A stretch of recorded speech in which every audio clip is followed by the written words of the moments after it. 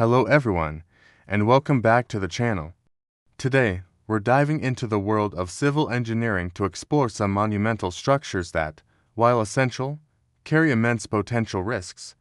We're talking about the most potentially dangerous dams in the United States. These aren't just massive walls of concrete.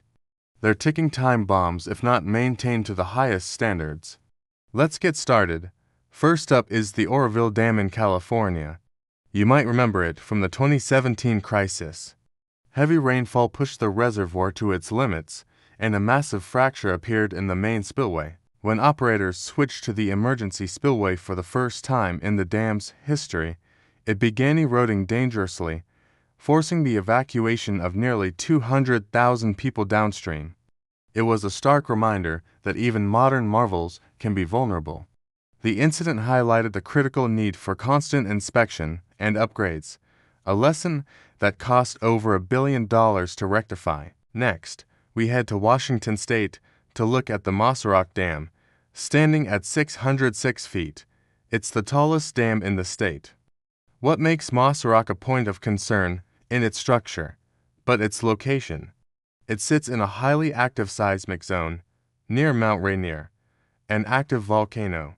A significant earthquake or a volcanic event could trigger a fast-moving mud flow of rock, water, and debris. Such an event could overwhelm the dam, leading to a catastrophic failure and endangering the communities all along the Cowlitz River Valley. It's a chilling combination of natural forces and human engineering. Let's travel east to the Wolf Creek Dam in Kentucky. This dam has a long history of problems, primarily related to its foundation. It's built on a karst foundation, which is basically a landscape of limestone, caves, and sinkholes. Water has a nasty habit of finding its way through these formations, causing leaks and weakening the ground beneath the dam. The U.S. Army Corps of Engineers has spent hundreds of millions of dollars over several decades on repairs, including installing a massive concrete barrier deep into the bedrock. They once classified it as having a high risk of failure, and while the situation is much improved, the geological reality it sits on keeps it on the watch list. Now for a dam whose risk comes from its age and composition, the Bear Valley Dam in California. Originally built in 1884, this is a hydraulic-fill dam. This construction method, popular in the late 19th and early 20th centuries, involved using high-pressure water jets to wash soil and rock into place. Unfortunately, this technique is now known to be highly unstable during earthquakes, as the soil can liquefy and lose its strength. Given its location in seismically active California, the Bear Valley Dam presents a significant risk, which is why there have been ongoing efforts to modernize and reinforce it to meet current safety standards. Finally, we have the Herbert Hoover Dike surrounding Lake Okeechobee in Florida. While not a traditional dam, this massive 143-mile earthen structure holds back the largest freshwater lake in the state.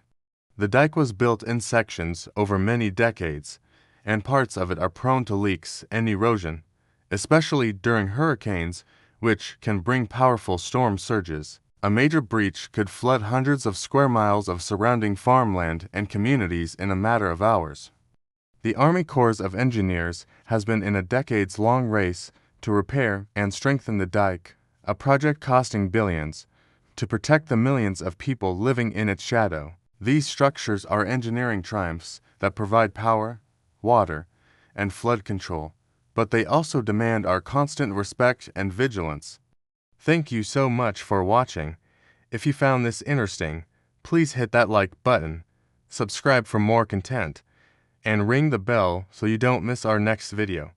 Stay curious, and see you next time.